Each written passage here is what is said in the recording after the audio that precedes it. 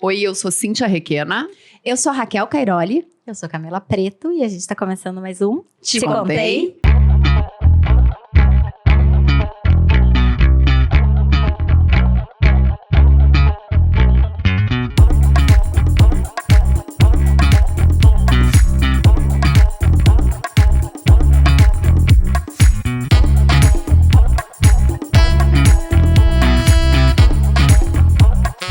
E na nossa quarta cadeira hoje, um dos jornalistas mais respeitados do Rio Grande do Sul, que dispensa qualquer tipo de apresentação. Com a gente, Túlio Milman. Tudo bom? Olá, alegria estar com vocês. E Prazer é nosso. Pronto. O que vocês têm pra mim aí? Quais são as perguntas? melhor convidado. Saias justas. A carta branca? As perguntas sem resposta. Vamos lá. Túlio, colorado roxo mesmo, mas tu nunca foi setorista de Colorado esporte, né? roxo. Explica pra quem não sabe o que é colorado. O que é um colorado? Como assim, Eu não sei, gente? não. É todo mundo que é do Rio Grande do Sul que vai. Mas eu acho que o Inter é o colorado. Ai, não eu sou sei. gremista, pra ficar bem claro, né? tá. Mas eu ia defender o Inter aqui. Não, é super torcedor do Internacional, mas nunca foi setorista de esporte, né? Toda a tua trajetória como jornalista... Eu já cobri várias coisas de esporte, mas eu sempre fui generalista. Eu nunca fui especialista em nenhuma área enfim, do conhecimento humano, né? E já nasci colorado. No dia que eu nasci, o meu opa, o meu vô, que era conselheiro do Inter, já me associou ao Internacional. Teu opa, tu ia dizer. Meu opa, como bom alemão, né? Então, tem coisas que eu não escolhi. Essa é uma delas, né? Mas Mas fico foi muito uma feliz. escolha que te faz feliz, né? Me faz muito feliz. Atualmente? Tem toda uma história. Eu, como gremista, né? Atualmente, tipo Não, assim. mas é que isso A aí trajetória, eu já tive Cíntia. tantas alegrias e tantas tristezas no futebol que a gente faz uma média e fica feliz. Tá, mas não vou perder MBA, piada. mas MBA faz parte das tristezas, tava cobrindo, né? O Mazembe, entendi. Sim, eu tava lá. Eu casualmente eu fui convidado pela Toyota, né, porque como um dos participantes do Mundial da FIFA era do Brasil, o Brasil tinha uma cota maior de jornalistas. Aí a Toyota me convidou. E eu tava lá no estádio, assisti a partida, depois, enfim, não foi nada bom.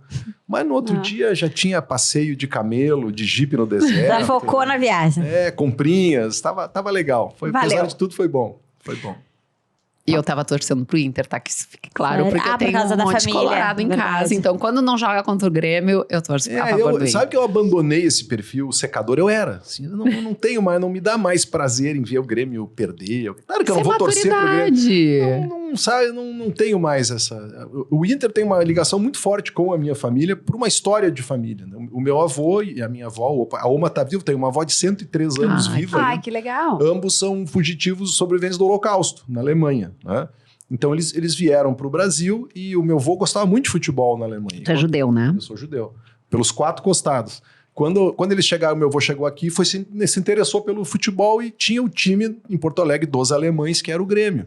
Era uma outra época. Os times eram times de imigrantes fechados. Tinha os times dos portugueses, dos italianos, dos alemães.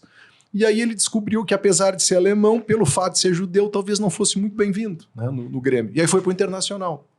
Então o Internacional foi a primeira porta de aceitação que se abriu para a família no Brasil, porque o Inter foi fundado com esse espírito, eram os rejeitados, os que não eram o nem Clube do alemães, Grêmio era nem mais italianos. segregador mesmo. Não era, é que tá... A gente Explica pode olhar isso, com porque um olhar... tem assim, essa coisa do Grêmio ser um time que lá no início da sua formação, ele era mais segregador, Mas era uma coisa mais de elite. eu me enxergo aqui, o Davi Coimbra me explicava muito isso, né? Que os times, na época, eles eram clubes fechados, eram clubes de imigrantes. Então, por exemplo, o Palmeiras era um time de italianos, né? A Portuguesa era um time de portugueses. E eram clubes fechados, eram clubes. Sim. E claro, e aí tinha pessoas que gostavam de futebol e não pertenciam a nenhuma dessas, né? Então fundaram um clube para todo mundo. Internacional. Que foi o Esporte Clube Internacional. Por isso que eu tenho um certo carinho pelo Inter, porque eu gosto de gente que agrega. E aí a vida inteira, nos domingos, a gente almoçava e depois íamos numa Kombi, a família inteira socada pro Beira-Rio, aí quando o Inter ganhava, o Opa pagava a janta para todo mundo, a gente ia no Santo Antônio, no Pagoda, né? Jantar, então Pagoda, gente. tem essa história o Pagoda é um restaurante chinês que já fechou em Porto Alegre. Fechou, né? Fechou. E o Santo Antônio é uma churrascaria tradicional, existe até hoje. Então é uma coisa muito... Tem esse sabor de família. Memória afetiva total. Não, e o futebol, gaúcho né? tem 300%. muito dessas construções, né? Tu sabe que até escutando, assim, nossa janta, essa coisa bem nossa, e a gente tem esses apegos. O gaúcho tem uma coisa do apego a todas essas construções, a esses nichos que a gente vai construindo. Eu acho isso incrível. Sabe que eu tenho um restaurante japonês, que sabe como é que eu chamo? Claro que tu sabe, porque depois nós vamos contar essa história. Fui na inauguração. Não, tu não foi na inauguração. Tem uma história muito mais legal que talvez tu nem te lembre, tu lembra, assim. Mas eu chamo o meu restaurante de o Barranco do Sushi. Tá Porque é sempre aquela coisa que tá aberto, sempre a mesma coisa. Não, mas então, mas tu agora eu quero saber essa história, porque a gente não passa histórias aqui. Então, assim, eu tenho um restaurante japonês já há 23 anos e um dia tu tem que abrir, tu tem que esperar um cliente chegar, né? E quem foi um primeiro ou segundo cliente que chegou? O meu amigo aqui de 30 anos, porque o Túlio já é meu amigo desde o tempo que eu trabalhava no Birri Pasta. Ele era um cliente assíduo, né? Porque a Eleonora era jornalista, trabalhou muito tempo com eles na Zero Hora. Quando abriu, eles prestigiavam ela, assim, quase que diariamente. E quando eu abri o restaurante, o Túlio foi e não tinha ninguém lá dentro, né? Túlio, conta como é que tu, depois que tu me confessou eu fui na isso. inauguração, Tava cheia. tava cheio. E depois, várias semanas eu ia, e era só eu no restaurante. Sério? Eu, assim, esse negócio vai fechar daqui a pouquinho. Ah, tu ia por pena, assim, por Não, ele amizade. ficava por pena. Ele Dois ia motivos. porque a Pela comida amizade era com a boazinha. Cíntia, a comida continua muito boa até hoje. E era meio perto da minha casa, Sim. caminho. Né? Então eu entrava ali e realmente não tinha ninguém.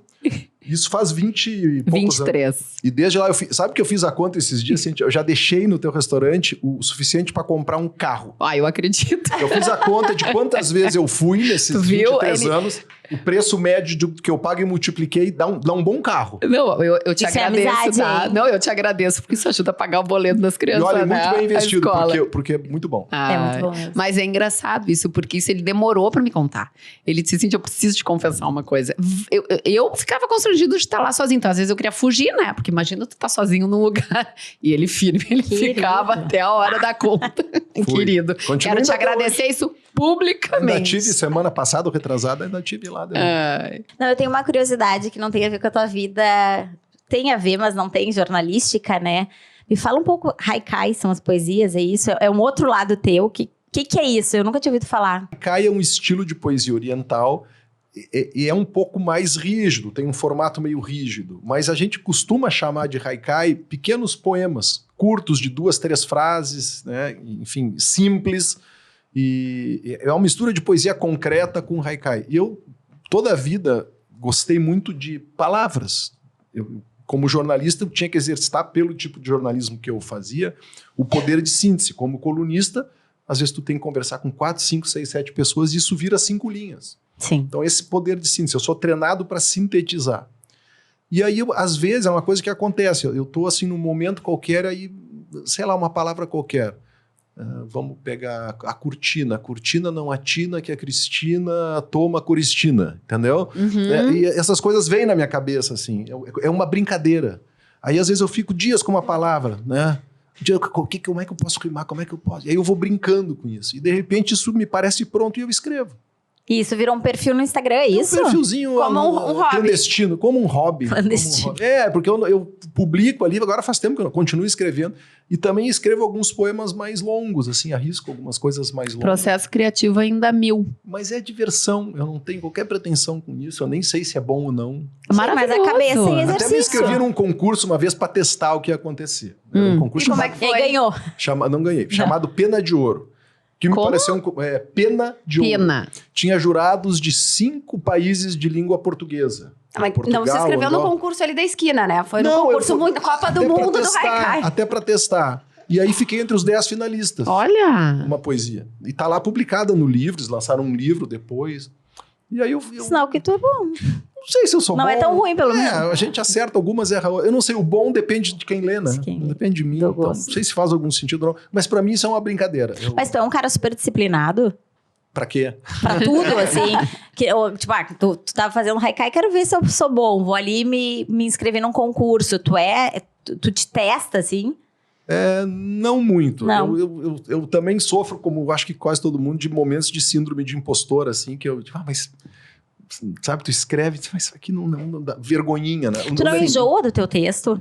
Nunca aconteceu isso contigo de tu escrever, daí daqui a pouco as pessoas estão te elogiando, tipo, ai, que muito legal, e tu pensa, mas é tudo igual. Às vezes tem umas coisas que eu escrevo assim muito rapidamente, despretensiosa, e aquilo repercute muito. Eu digo, tá, mas o que tem nisso? Mas em compensação tem um texto específico que eu levei, não tô brincando, uns 12, 13 anos para escrever o texto. Qual texto? Porque era uma brincadeira, era um poema, que eu olhava e aí eu disse, essa palavra eu vou trocar. Aí eu fiquei 12 anos. De vez em quando eu abria e disse, não, isso aqui eu vou trocar. Ele começou de um jeito e terminou do outro completamente diferente. E onde que a gente vê Mas esse poema? olha só que interessante. Sabe como é que eu faço uma análise? Esse é o que ficou entre os 10 finalistas. Então tu vê 12 que não é anos fácil, depois. né? Mas e tu não acha que esse poema ele te acompanhou por 12 anos? Porque se tu te dar conta, Claro, eu ia conversando com ele veio se movimentando junto contigo. Ele veio Exatamente, crescendo, veio amadurecendo junto contigo. Exatamente, E falando em movimento e em trajetória, tu tens uma carreira super consolidada numa das maiores emissoras do estado. E de uma hora para outra, um clique de mudança, transformação. Não foi de uma hora pra outra. Não, exatamente. Não, entendo, a tua pergunta tá Coincidente. super correta, porque a percepção Pra é de que nós, foi de uma hora pra parece outra. de uma hora A pra outra. gente que super acostumada a te acompanhar como telespectador, ou leitor, ou ouvinte. E essa mudança também coincidiu ou não com a chegada da tua terceira filha. Então, como é que foi esse não foi de uma hora para outra? Nos conta. Eu lendo um pouquinho sobre os processos de inovação e das grandes ideias, né? Que a gente acha assim, que o cara teve uma sacada. Se a gente começa a analisar isso tudo, a gente vê que tem um processo atrás. Super. O que acontece às vezes é que a última gota faz transbordar e a gente acha que foi a gota que gerou o movimento. Na verdade, o movimento é tudo que já estava ali no copo antes. Então, esse meu processo de mudança profissional, ele tem a ver com uma série de coisas, né? A primeira delas, vamos pegar um movimento macro, assim. Eu tenho um pai de 90 anos. O meu pai, quando ele começou a pensar na sua formação profissional e no seu projeto de vida, a expectativa de vida no Brasil talvez fosse 65, 63 anos. Então, naquela época, as pessoas nasciam, estudavam, trabalhavam, se aposentavam e 4, 5 anos depois, fui. Hoje em dia não é mais assim. A gente vive um processo de envelhecimento da população. E eu não acho que envelhecer é um adjetivo com qualquer conotação negativa, ao contrário. A outra opção é pior, né? A pior, Sim, eu sempre digo que o velho é o jovem que deu certo, né? Então, se não envelhecer é pior. Então, olhando para essa perspectiva, né, e eu quero viver muito, venho de uma família longeva, eu olhei para a minha carreira, comecei a olhar já alguns anos atrás, tá, mas para onde é que eu vou agora?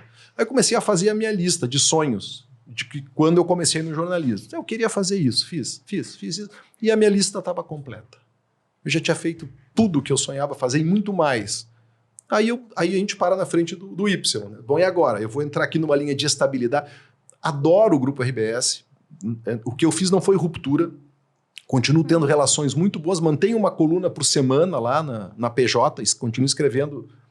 Mas... Com que idade tu entrou pra RBS? Tu era jovem, né? Sim, 23, 24 anos no máximo. Então resolvi que estava na hora de tentar uma outra coisa. Aí fui buscar, tudo isso levou um ano. Entre a primeira conversa e a minha última coluna e comentário no Grupo RBS. Foi um ano de transição harmoniosa, carinhosa, com todas as instâncias da empresa, dos acionistas aos colegas, explicando para todo mundo que era uma questão de um momento de vida diferente. Né? A empresa me perguntou, e falo isso com muito orgulho, assim, como é que eu me sentiria confortável, em que situação, de, olha, não estou falando aqui de cargo novo, nem de salário, não é isso. É um momento de vida que me aponta numa situação de continuidade, eu não estou rompendo com nada. Né? E aí conseguimos fazer isso de uma forma muito legal, sabe? E dos acionistas da empresa, passando pelo Toigo, que é o CEO, em todo mundo, eu não quero citar nomes porque foi um processo muito legal. E como é que se faz isso décadas depois de ter uma rotina, né? Que mesmo se vai para a rádio, vai para o jornal, enfim, mas é dentro de uma instituição, de um dia para o outro, essa rotina muda. Como é que tu sentiu isso? Deixa eu só complementando aqui o que a Raquel... o nascimento da Maia, que está com 1 ano e meio, tu acha que ela... Tudo a ver. Tudo a ver. Isso é uma coisa que não foi só o nascimento da Maia. Eu fiquei casado durante 20 anos, né? E esse casamento, enfim, como acontece tantas vezes, ele chegou ao fim. E eu conheci uma outra pessoa e iniciei uma relação nova, com uma outra pessoa mais jovem do que eu, 16 anos de diferença. E eu sabia que essa pessoa tinha expectativa de ser mãe e não queria tirar isso dela e queria ser o parceiro dela nessa aventura. Eu tinha passado já esse momento de paternidade, enfim, eu tava Sim, num tu bom teve momento a de vida. Camila com... Eu tenho uma filha com 17, uma com 20, Sim, E e que agora- idade tu tivesse a Camila? 31, Com 31, 32. não foi um pai tão jovem, né, já, assim, 30, um pai isso, maduro 30, já, pra 32. época da gente, legal. E a Maia com 53, 54. Né? E, então, tudo isso também pensei, né? Que pai eu vou ser para a Maia, né? Aí, enfim, conversei, contratei, e isso é uma coisa importante, eu fui buscar ajuda profissional de um mentor para esse processo, um cara muito experiente em vida corporativa e com valores humanos que se aproximam dos meus. Contratei esse profissional de, cara, me ajuda a fazer essa travessia. Porque tem muita armadilha nessa travessia. Como qualquer relação, é muito mais fácil terminar brigando, né? Porque aí tu tem raiva, tu não sei o quê, tu bate a porta, vai embora, E encerra. encerra. Aí fica com ódio e aí anos depois, veja bem, o pressuposto que a gente estabeleceu foi harmonia. Essa era a palavra, harmonia. Tudo vai ser feito com harmonia, mesmo que eu tenha que ceder e que eu tenha prejuízo, o que não aconteceu. Eu recuo em nome da harmonia nessa transição. E foi super legal. Foi um processo que até hoje muito legal. E hoje teu nome é uma marca. Claramente, tem tu acreditas que essa consultoria e toda essa transição tu tens planejado? Porque é muita coisa acontecendo junto, né? O nascimento da filha, essa transição. Tu falaste que buscasse ajuda profissional, hoje é a tua marca. Agora tu assume um museu como diretor de toda essa questão cultural. Tu tens a intenção de ligar teu nome a setor de educação, enfim, tu tens algo definido ou tá vivendo um dia de cada vez? Como é que tá sendo isso? O que aconteceu? Eu vinha de um ambiente muito protegido, que é um ambiente do jornalismo, e na posição que eu ocupava, porque eu era colunista, comentarista, e tinha uma posição que não era muito visualizada, muito pública, que era de editor de opinião. Que aí tu lida com editorial, com artigos, que é um negócio super sensível, mas que é da porta para dentro. Então, eu era muito protegido de tudo. Né? Eu vivia ali, me relacionava com as pessoas, mas eu vivia num ambiente que eu tinha plano de saúde, salário, 13º, tal, e estava ali. Quando eu decidi fazer essa transição, eu não tinha um outro plano. E até foi internamente difícil de convencer as pessoas. Tá, mas tu tá indo para... Eu não estou indo para lugar nenhum, eu não sei o que eu vou fazer. Eu sei que aqui está me levando para outro lugar. Então, estrategicamente, até talvez por falta de opção, eu virtualmente joguei mata-rafa. Vamos ver o que eu sei fazer que é reconhecido como valor pelo mercado, porque eu também não sabia, né? Das minhas habilidades, das coisas que eu sei fazer, o que significa, o que gera valor. Então eu comecei a fazer um monte de coisa. Um monte de coisa. E foi se abrindo, e de certa forma isso ainda continua, porque tem muita coisa acontecendo e coisas que aparentemente não são vinculadas entre si, mas são. Porque eu consegui estabelecer Por exemplo. Dá um exemplo para nós. O que vocês falaram antes aqui, a consultoria no internacional. Né? O internacional tinha um desafio na área da comunicação. Então me chamaram lá para fazer um diagnóstico e implementar um novo modelo de comunicação interna do clube. Interna com reflexo externo. Né? E foi um processo também muito legal, onde eu pude aprender uma série de coisas e exercitar. Então, fizemos o diagnóstico, conversamos com as pessoas e tal, né, com uma equipe e tal, chegamos a uma conclusão de um caminho, esse caminho foi implementado, está funcionando, terminou.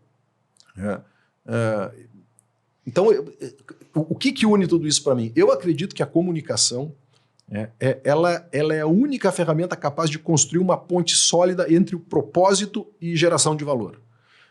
A gente define o propósito, né? Que é a coisa do Simon Sinek lá.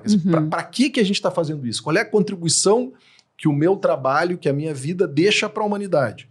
É uma coisa superior. Às vezes é difícil de a gente definir isso, mas tem até metodologia para isso. Então, vamos lá. É muito simples, por isso que é genial. Vamos pegar esse, depois a gente vai falar sobre isso. Aqui é uma bolinha de golfe, né? Então, assim, o que esse cara que fabrica isso, a TaylorMade, faz? Ela faz bolinhas de golfe, material para golfe. Isso é o que ela faz. Como ela faz? Usando tecnologia, usando o conhecimento que ela tem sobre o esporte, a sua rede de distribuição. Para que ela faz isso? Pela experiência de quem vai jogar. Mas isso leva a quê? Qual é o propósito maior dela? É felicidade, é alegria, é saúde. Às vezes... Acho que todas essas ferramentas estão juntas. dentro Eu vou dar um desse... exemplo. O propósito da Google é democratizar e organizar a informação no mundo. Eles não falam no produto que eles oferecem, o que eles querem deixar de contribuição. Então, eu consegui estabelecer para mim isso. Né? O meu propósito é, para que eu faço tudo isso? Para que a comunicação, a partir de propósito, gere valor. Então, tudo que eu faço conversa com isso. Se não conversar com isso, eu não faço, porque não funciona. Então, esse é todo um processo que ainda não está pronto. Mas em que eu tô... E essa é a graça do processo, né? Essa é a graça. Porque ele vai se estabelecendo com mudanças conscientes e perfeito. Sabe que eu tenho uma teoria que eu acho que quando a gente... porque eu me identifico contigo nesse sentido de dar check em todos os itens dos meus sonhos, né? Conseguir, assim, realmente... E também de forma abundante, até mais do que eu almejei. Chega um momento, eu acho, que na vida da gente, que a gente, pelo menos isso bateu muito em mim, do se colocar a serviço e daquele teu serviço ter realmente alguma utilidade para alguém, porque eu acho que isso vem muito da maturidade, da sabedoria e desse entendimento que a gente conseguiu cumprir. E uma coisa que a gente vai se dando conta, né, Túlio, não sei se tu percebe isso também, é nível de satisfação. Da gente se apropriar de um nível de satisfação, porque senão a gente é um eterno insatisfeito, tu não concorda com isso, tu fez esse balanço da tua vida, e o que te permite, muitas vezes, optar pelo retrocesso se aquilo não vai contribuir. Perfeito, mas o curioso é que o que me levou a isso não foi a insatisfação, foi a satisfação. Pois é isso é interessante. É no sentido de que, tá sendo tão legal até aqui, né? Antes que fique ruim, porque eu enxerguei que ia começar a ficar ruim por uma coisa... Isso é um autoconhecimento gigante, né? Não sei, talvez... Não, mas é uma visão de cenário, porque às vezes a pessoa fica presa no seu trabalho, nas suas coisas, e não vê o cenário macro acontecendo. Mas dá medo, sabe? Dá medo, porque eu olhei assim, eu tenho uma filhinha pequena, 2 filhas grandes, um monte de conta para pagar. Eu tô abrindo mão num cenário ainda indefinido de pós-pandemia, porque a pandemia estava terminando, mas não estava. Cara, eu tô largando tudo isso e não tenho nada aqui do outro lado. Nada. Mas eu acho que chega um momento na vida da gente, principalmente quando a gente tá no meio da vida, né? 50, assim, que a voz do coração começa a ter muito impacto dentro da gente. Pois é. Ela começa a ter uma força que ela não tinha. E a intuição da gente começa a falar muito alto. Eu percebo muito isso. E se não faz sentido... É muito difícil de tu continuar naquilo que não tá fazendo sentido pra ti. Intuição, eu acho um negócio legal, porque a gente fala de intuição como se fosse alguma coisa inexplicável, quase um dom, alguma coisa que não... Na verdade, a intuição, ela é um algoritmo poderosíssimo, né? A intuição é tudo aquilo que tu viu e que tu sabe que tu viveu, usado ao mesmo tempo numa fração de segundo. Né? Porque tu olha e diz, não, isso aqui é pra cá, isso aqui é pra... Isso não é... acaso, isso é um... Tu já leu um livro que se chama Sincronicidade? Todavia não. Então, eu te sugiro esse livro porque é muito legal. É de um cara que é super bem desenvolvido. O cara foi muito bem sucedido na carreira da advocacia. Era um dos caras mais bem conceituados dos Estados Unidos. Ele era filho do cara que derrubou o Nixon, de um general, que o cara tinha, assim, um prestígio. E ele é um cara que vivia pro trabalho. E ele já tinha tido 2 filhos do casamento. E a esposa não aguentou é uma história verídica, ela não aguentou aquela batida dele, se separou e ele entrou numa depressão profunda porque ele perdeu o sentido. Ele não tinha se dado conta o quanto a família era importante. E ele fez um ano sabático. Não vou dar muito spoiler, porque eu particularmente não gosto de spoiler, então não vou dar. Mas assim, a forma na qual ele conhece a segunda esposa e a maneira na qual... ele tinha 1 filho do primeiro casamento e 2 do segundo. E a lida com essas crianças do segundo é uma coisa... E ele fala muito que o pai que ele se tornou botou ele em conflito com o pai que ele teve que resgatar com o primeiro filho.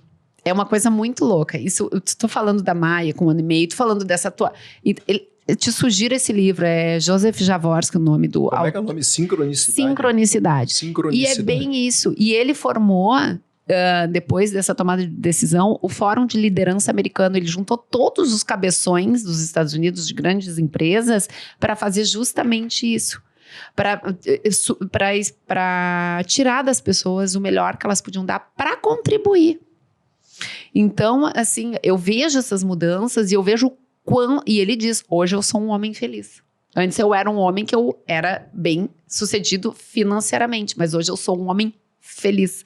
Então é muito interessante esse movimento, sabe? E tu consegue já fazer essa analogia do pai que tu foi pra Camila e pra Ana e o pai que tu tá sendo pra Mai? Quais os ensinamentos? Porque até as gurias estão se dando conta dessa maturidade, desse, né? Como é que é isso, assim? Eu resumo isso numa ideia, né? Eu digo pra Jaque, que é minha esposa, eu digo, amada, eu já te poupei umas 10 idas à emergência do Hospital Moinhos de Vento. Porque na primeira filha, assim, apareceu caiu, bateu, cortou um pouquinho aqui, sai correndo. Agora eu olho assim, não, tá tudo bem, vambora. Ai, tá com febre, espera até amanhã, se não baixar, a gente... Entende? Claro que dentro de um nível de responsabilidade, sim, né? Sim. Já aconteceu de ela, sim, ter uma coisinha outra um pouco mais que a gente consulta a pediatra. Sim. Mas eu acho que essa maturidade, né, ela ajuda muito nesse sentido. A gente entender, por exemplo, a importância do limite, que isso a gente não faz pela gente, a gente faz pelo filho, né? Da disciplina em algumas coisas básicas do filho. Claro que às vezes, né, coisa da hora do sono, da rotina, essas coisas que parecem chatas, mas que vão dando segurança. A gente percebe a importância disso. Então, né? na verdade, eu não acho que seja... É o mesmo pai, né? É o mesmo pai agora um pouco mais maduro, né? Pra mais algumas tranquilo. coisas, mais tranquilo para outras coisas também. E mais medroso para outras também, porque o medo vem, né? E com algumas questões, por exemplo, hoje aos 55 eu já não consigo mais ler bula de remédio sem óculos, entende? Então a gente vai ganhando algumas coisas e... Né, perdendo outras. E não sei se é perder, as coisas vão se transformar. É perder, mas as coisas vão se transformando. Se ressignificando. Vão se transformando, né?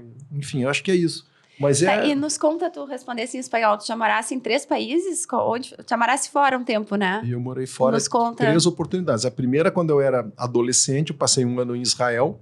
Deve ter sido Estudando liderança e trabalhando naquelas fazendas coletivas. os kibbutz? Kibbutz, eu tirava leite de vaca e colheita de amêndoas e plantação de milho e limpava vaso sanitário, fazia aquelas coisas. Uma experiência muito legal. Estudei liderança durante 5 meses em Jerusalém, depois fui me aventurar.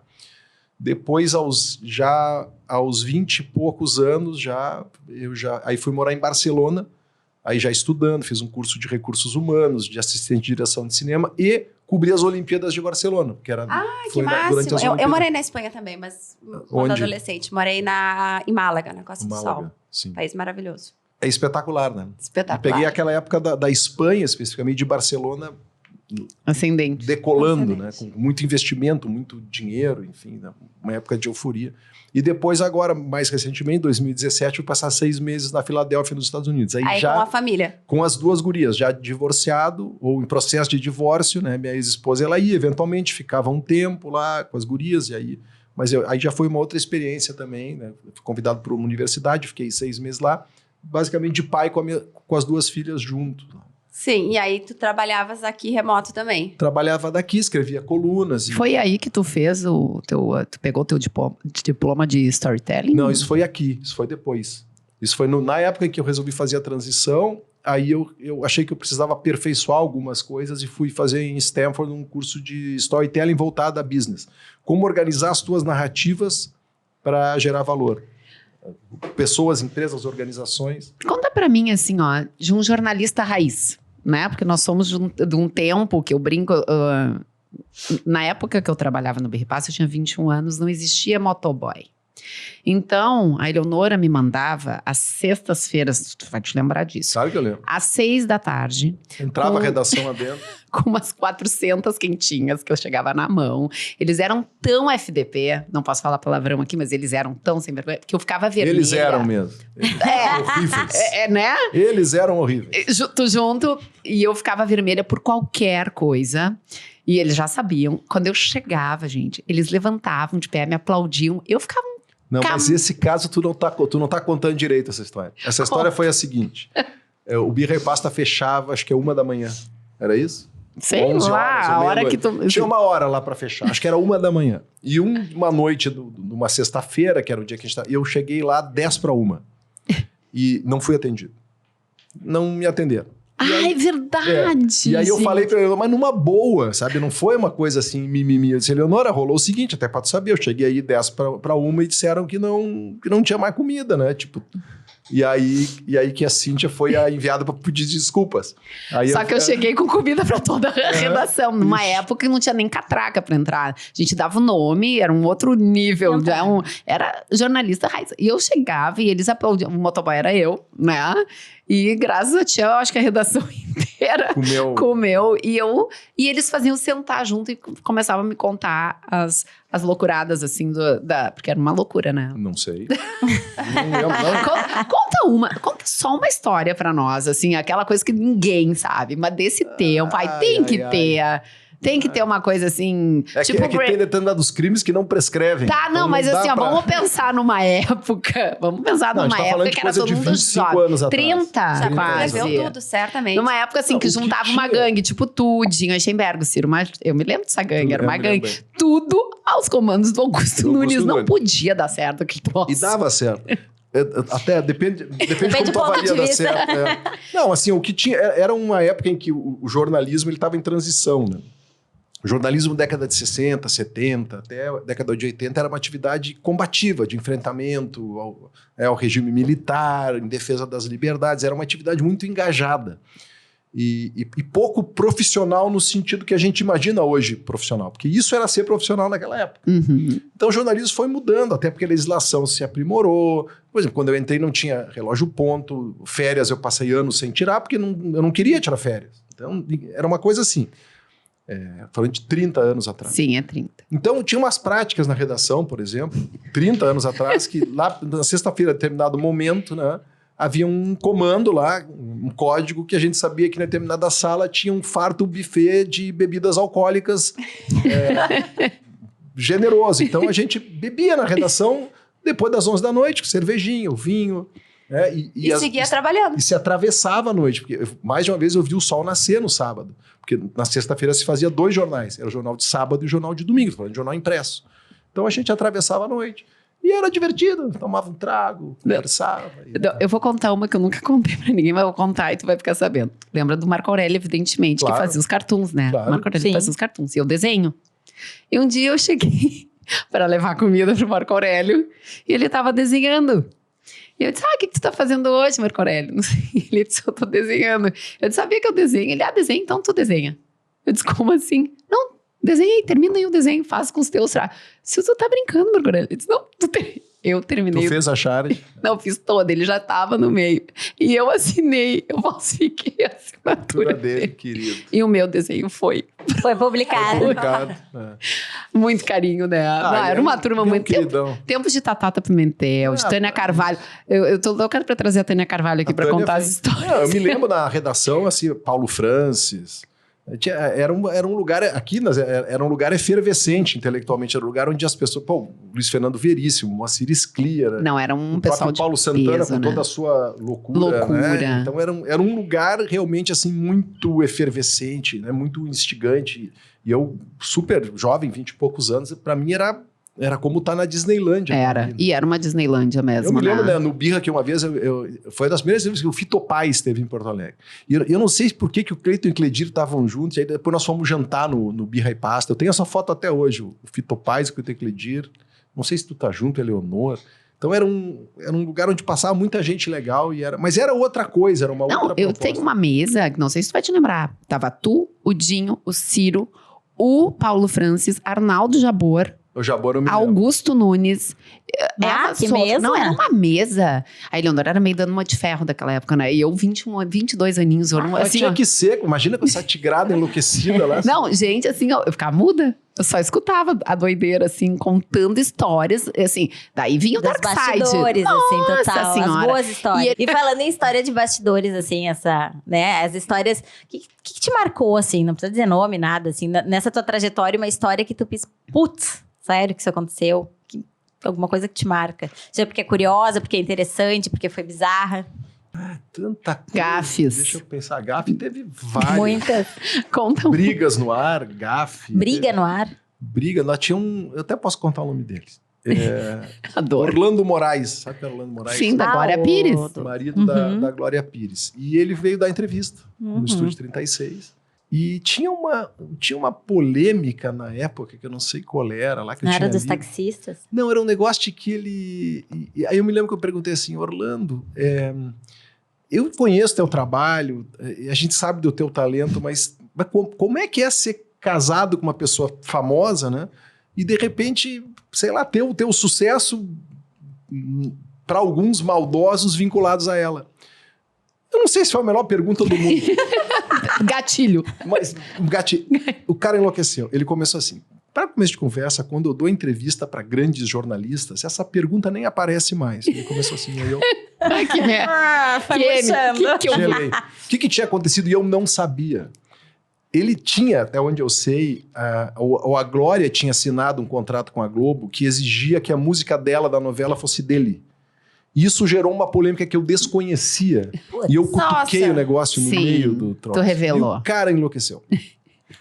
O legal disso tudo é que, alguns meses depois, eu recebo uma ligação de alguém dizendo que ele quer voltar ao programa. Né? E aí eu digo, olha, se não for para brigar, pode voltar. E ele voltou com a Glória Pires. E, querido, se desculpou no ar. Disse, olha, peraí, eu queria começar a dizer, da última vez que eu estive aqui, eu fui indelicado com você, você queria me desculpar, não sei o que. Eu trouxe a Glória aqui, eu não tinha entendido direito e tal, e ficou tudo bem. Né? A dona Dercy Gonçalves, lembra da Dercy Claro. Gonçalves? Ah, como é que a gente vai A esquecer? Dercy Gonçalves, assim, ela veio da entrevista e eu saí uma hora do estúdio, antes, né? E ela estava chegando. Disse, dona Dercy, muito prazer, eu sou o Túlio, vou lhe entrevistar e tal. Ela me olhou e disse uma bagaceirada. Que você tá me olhando assim, já vou me empurrar pro banheiro e vai ser agora mesmo, nós vamos não sei o que. E eu, tá. E eu tô fazendo a apresentação do programa, assim, tipo, olhando pra câmera assim, digo, boa noite, hoje no programa, Dercy Gonçalves, uma senhora maravilhosa e tal. E se tiver criança na sala, cuidado, porque a dona Dercy diz o que ela quiser. E aí, cortou, vinheta. Ela vem de bengala pra cima de mim. Você me respeite, seu moleque. E olha, eu aqui, ó. Bengala. Eu disse, mas dona Dercy, e aquele pânico no estúdio, 10 segundos pra entrar no ar, 20 segundos pra entrar no ar. A Nara Sarmento tava apresentando comigo, eu disse, dona Dercy, se acalme, temos nós fomos pra mesa, e ela me xingando. 5, 4, quando falou 3 segundos, ela guardou a bengala. Começou o programa, eu fiquei assim olhando pra ela, digo, mas o que é isso? Um personagem maravilhosa. Parecia cada maluco, cada doido. O que mais? Conta mais pra nós. Gente chapada, gente bêbada, gente cheirada, tudo que vocês tinha que administrar uns malucos às vezes, e era ao vivo, né? Era ao vivo. Era ao vivo, então, mas era divertido. E assim, ó, então era um ambiente também muito protegido, né? Hoje a gente tem rede social. A rede social, ela é implacável. Sim, Ela, se tivesse passado por isso, muito provavelmente já tinha alguém com uma câmera e isso já ia parar numa rede social. Como é que tá sendo isso para ti? Porque a gente não tem mais essa proteção. E assim, qualquer coisa que tu fale que pode desagradar um percentual do telespectador, isso pode gerar Eu acho que essa, eu defino isso como violência, se naturalizou. Não é mais tão grave assim. Antigamente, quando acontecia alguma coisa e tu errava, tem as pessoas, aquilo gera... Hoje em dia, infelizmente, a violência, essa agressividade, ela não é mais algo fora do contexto, infelizmente. Mas quando tu vai fazer as tuas coisas, tu usa rede social hoje? Hoje eu contratei uma agência... Sim. Que, obviamente, gere as minhas redes. Sim. Eu não tenho mais paciência para isso. No sentido de que tudo que tu expõe, eu não... Tu não comenta também, né? Tu que comenta ali, se eu te mando um Túlio, Não, até que comento, legal. mas assim, põe um coraçãozinho, um likezinho, Mas sempre coisa gostei, que legal, te amo, te adoro, papapá. Agora, E textão como é que tu tese, enxerga assim, isso? acho até que eu vou ter que voltar a fazer, mas não... E como é que tu enxerga isso? Porque assim, ó, a gente vem de é uma transição, né? É uma adaptação. E hoje eu digo que qualquer um com uma câmera na mão pode... Se acha jornalista, né? Se sente no... Como é que isso tá pra ti, assim? Isso legal? Tu vê isso como tu acha que existe um abuso também, né? Da fake news. Não, porque tem todo envolveu um monte de coisa que a gente não via isso antigamente, Eu né? acho que tem que haver uma... Ou tinha fake news naquela época e só Tinha não o era... barrigaço, tinha fake mas news, era o tu famoso sabe? barrigaço, era mais ou menos Mas isso, é né? que as pessoas... Uma coisa é errar.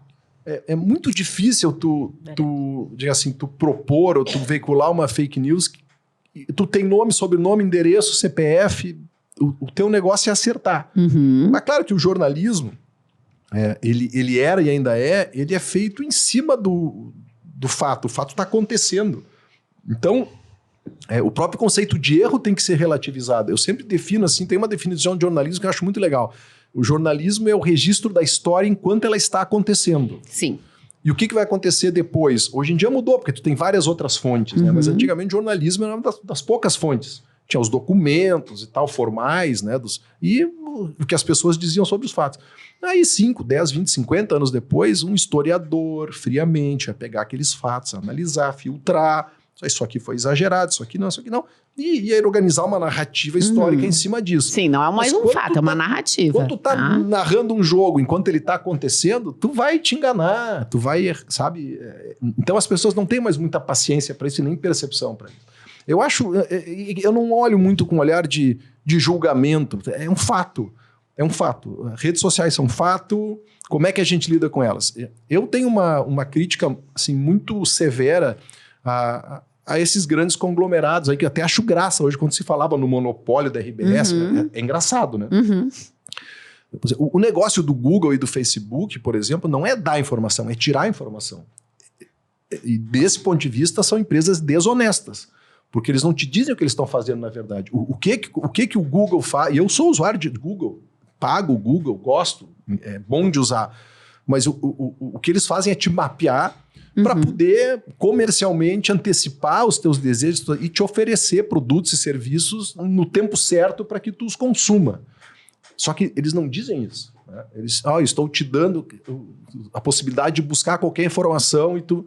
Não é esse o negócio. O negócio deles é o algoritmo. Eles querem saber qual é o teu perfil para poder te vender. Eles te conhecem melhor do que tu. Exatamente. Eles sabem Quando você não sabe qual é o produto, que produto é você, né? Tu tem uma frase famosa sobre isso. É exatamente isso que eles fazem. Então, nesse ponto de vista, há uma grande desonestidade. E outra coisa, nós não temos...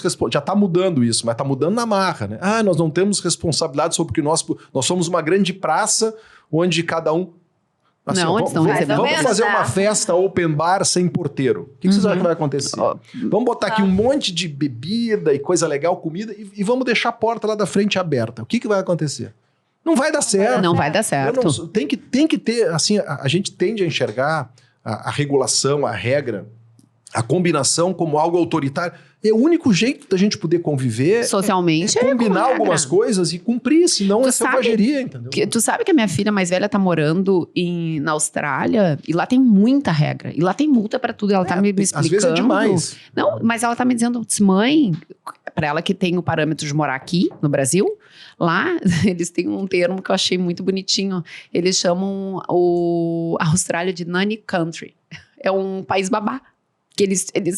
Porque um barman na Austrália, se tu percebe, o barman faz um curso para perceber se o consumidor tá bêbado, ele não pode mais vender bebida alcoólica, porque tu pode ficar alto, mas não bêbado. Então, assim, precisamos de regra.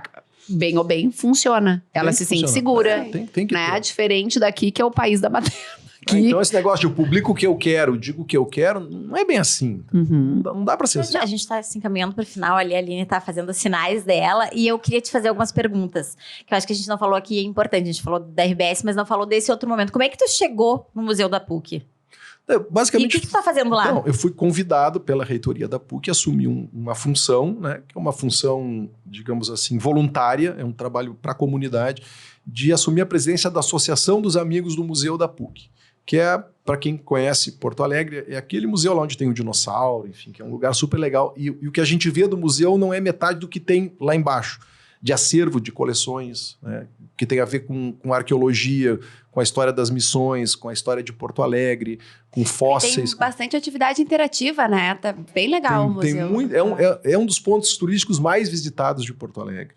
Então, aquilo é uma oportunidade dentro desse contexto de conexões, né? De inovação, de tecnologia e de educação. Há uma oportunidade, isso foi uma diretriz estabelecida pela PUC, de abrir um pouco mais o museu para a comunidade, no sentido de, vamos fazer uma exposição mostrando tecnologia e varejo. Por que não? Vamos mostrar como é que o varejo do Rio Grande do Sul evoluiu na adoção da tecnologia. podemos envolver marcas nisso, podemos envolver empresas, podemos envolver... A ideia é abrir o museu para a comunidade, para marcas, para empresas, para que a gente possa entender um pouquinho mais sobre educação, tecnologia e inovação com os seus atores, com os seus... Claro que o dinossauro ele é importante, mas o que está acontecendo hoje, como é que isso comunica com a sociedade? Eu sempre digo que o museu, ele mais do que respostas, ele tem que instigar perguntas, né? Que na essência é o que vai sobrar para nós, seres humanos, né? Quando tu vai conversar com o ChatGPT ou com inteligência artificial, o que é teu? É a pergunta. Então, a pergunta, ela cada vez mais vai ganhar relevância. A resposta à inteligência artificial olha que frase. Pergunta, o que é teu? A pergunta, que vai ganhar cada vez mais relevância. E, aliás, é assim que tudo começou, né? Tem Aristóteles, que a filosofia nasce da estupefação. Como é possível que aquela bola de fogo brilhe? Aí tu quer explicar. Então, a pergunta é nossa. E agora, em alinho com a questão da educação, tu intermediasse várias palestras no South Summit com relação ao futuro do trabalho. Eu tinha um palco para chamar de meu. No Maravilhoso. Nos conta o que tu, em síntese, assim, como é que foi essa experiência, assim, o que tu viu? Em resumo do resumo, tá? A gente não imagina... Não, só isso daria para falar 4 horas, A gente não menos, imagina né? e não tem ideia das atividades e das profissões que vão surgir no futuro. Uma delas, por exemplo, que eu estou começando a conversar, eu conversei com a inteligência artificial sobre isso, é o fazer a pergunta. Porque se para construir alguma coisa hoje, no teu diálogo com a inteligência artificial, tu leva 2 horas, se tu fizer as perguntas corretas, tu pode levar 15 minutos. Então, fazer a pergunta... as dicas. Vamos fazer o curso do Túlio. Não, estou conversando até com o Capra, que é um dos caras que estava no South Summit, que tem um instituto de ciência de dados. Tu não dá curso, Túlio, assim, pros leigos, né? Estou montando um curso sobre isso com ele agora, que é uma das coisas que eu estou fazendo. O curso sobre perguntas, respostas de diálogo. É presencial online? Acho que é híbrido. Ainda não sabe. Híbrido. Não, a gente está montando. Eu tive semana passada a primeira conversa. E o que é isso, então, agora, ainda o encontro do que tu falou aqui, que tu é o único profissional que tu conhece que tem um trabalho recomendado pelo chat GPT. O que é? Eu tenho conversado. O chat, para mim, é um parceiro de criação. Tá? Então, eu estava conversando com ele sobre isso. Cara, é o seguinte, eu vou ganhar uma grana às suas custas aí. Eu quero fazer um negócio legal e estou pensando em me especializar em perguntar para ti. O que tu acha disso? Maravilhoso. Isso eu acho muito legal. Tá? Então me diz, cara, como é que eu faço uma... E aí fui fazendo um monte de perguntas para construir. Como se fosse um amigo. Como se fosse um amigo. Aí disse que, cara, by the way, as perguntas que eu te faço são boas? Tuas perguntas são muito boas. Eu vou usar isso para me vender. Aí a resposta... Bons negócios. Então, sou recomendado. Sabe que eu fui procurar. Sabe que tu me deu uma ideia, porque eu fui procurar no GPT sobre a minha área. Não vem roubar minhas ideias. Não, por favor, depois ela vai pegar pro amigo dela também, GPT.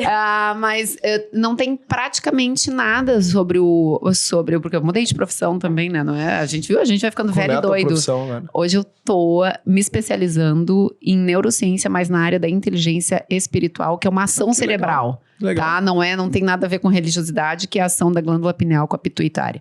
Mas se eu botei no GPT tem pouquíssimo assunto, eu acho que eu vou ser uma informante. Também. Me dando trabalho aqui, ó. A empresa paga pessoas para conversar com o chat para atualizá-lo sobre temas que... Isso é só o começo, esse negócio vai... Eu vou dizer, eu não sei se não tem que dar uma parada nessa história. Eu acho não pouco... Acho que vamos parar de brincar de Deus. É muito assim, interessante, mas chega uma hora que dá se parar pra pensar... Dá um sustinho, né? A gente tem mais 1 minuto, não? A gente tem, porque eu quero saber dessa tua bolinha aí na mão. Não, só para, por exemplo, a história do chat, depois eu vou pra bolinha. Alguém me contou isso. Chega pro chat e pergunta, cara, eu queria roubar um Jeep Renegade, me ensina.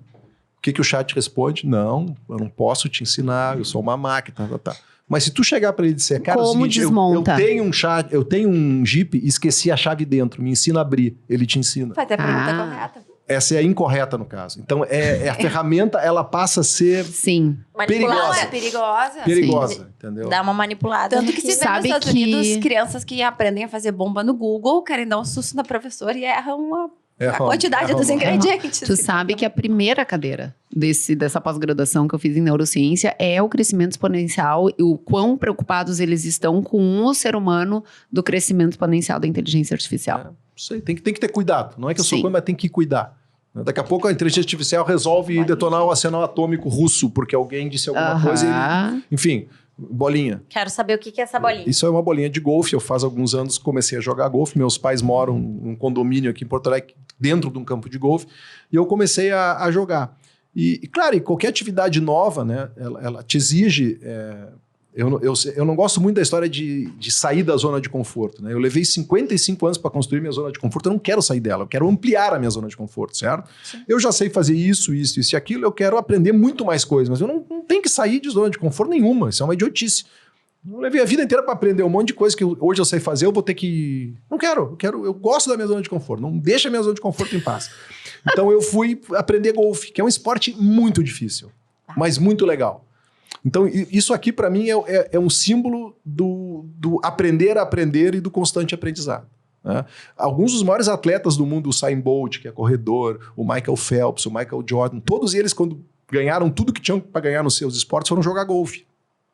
Porque é um esporte difícil. Que tu tem que manter uma dedicação, desafiador, cerebral, né? E motricidade fina e força e tudo ao mesmo tempo. Então, eu trouxe isso aqui para vocês. Isso aqui chama TEE, T-E-E, que é o que tu crava na grama, né? E aí tu coloca a tua bolinha aqui. A bolinha fica em cima. Na primeira tacada, que é o driver, né? Tu só pode usar isso aqui na primeira tacada. Ah, o pauzinho ali, como é que é o nome? TEE, T-E-E. TEE. Isso tu usa na primeira tacada, que é o driver, que é aquele taco maiorzão, que é de maior distância. Então isso para mim é o símbolo do desafio do constante aprendizado. E tem gente lá no clube, por exemplo, o Vitório Gueno tem 99 anos e continua jogando. Nossa. E continua aprendendo. E tem uma gurizada de 5, 6 anos. Consegue jogar com frequência? Menos do que eu gostaria, mas eu tenho conseguido. Porto Alegre é uma das poucas cidades no mundo que tem um campo de golfe dentro da cidade. Em geral, em São Paulo, tu precisa viajar 40, 50 minutos. Meu filho ontem fez a primeira aula. De golfe? Obrigada. Então, isso aqui, para quem não sabe, a gente pede para os convidados trazerem alguma coisa que enfim, que represente eles de alguma forma pra gente botar aqui. Depois a gente vai colocar aqui no estúdio e lembrar de todos eles que passaram por aqui. E pra gente encerrar, a gente tem essa caixinha sempre, Túlio, que é um tema surpresa, que é um tema pra gente discutir aqui. Não, eles são temas bem suaves, mais suaves do que a gente gostaria. Antes que ela tire medo, qual é o teu maior medo? Se ela tirar medo, ela tira outra. Eu pensei sobre isso. Acho que é de ficar desamparado e sozinho na velhice. De não poder ter conforto e de ficar velho. E acho que isso não vai acontecer, mas eu tenho um pouco de medo disso. Desamparado de pessoas ou financeiramente? Solidão? Ambas as coisas. Segurança. Tu gosta de segurança. De poder, na hora que for pra sair numa boa, sabe? De terminar bem, assim. Isso. Um ranço. Olha, vamos terminar bem. Uma coisa, um ranço teu, uma coisa, uma pessoa, pode ser uma pessoa. Potinhos de plástico no micro-ondas. Eu li tanto sobre isso, eu tenho pavor de gente que põe comida quente em plástico que não é adequado para isso, porque isso... E eu tenho uma filhinha pequena agora e às vezes acontece eu fico enlouquecido. Não, mas isso é consciência, né? Mas as pessoas não sabem disso, né? Tem só aquele plástico número 5, que é o apropriado, que pode ir no micro. Porque o resto ele começa a largar pedacinho de plástico e vai ficando dentro da gente. Então vamos de vidro. E uma pessoa de que tu tem ranço? Uma pessoa. Uma coisa são os potinhos de uma pessoa. Sabe, uma pessoa que eu tenho muito ranço de vez em quando? De vez em quando. De tu mim. mesmo. Nem eu me aguento às vezes, mas depois passa. Depois isso que importa. Túlio, obrigada por ter vindo. Eu que a gente agradeço. adorou, né? Passou rápido, como sempre. Maravilhoso, prazer. É um prazer. Obrigado. Eu quero saber quando é que vai ao ar, como é que eu vejo. A gente vai ali, a Aline que manda nisso, ela vai nos dizer aqui. Manda o link, gente... Quero postar. Por favor, obrigada. Likes. Likes nada, a gente quer esse curso de storytelling. A gente quer esse curso, verdade. Bora lá. Obrigada. Eu que agradeço. Obrigada.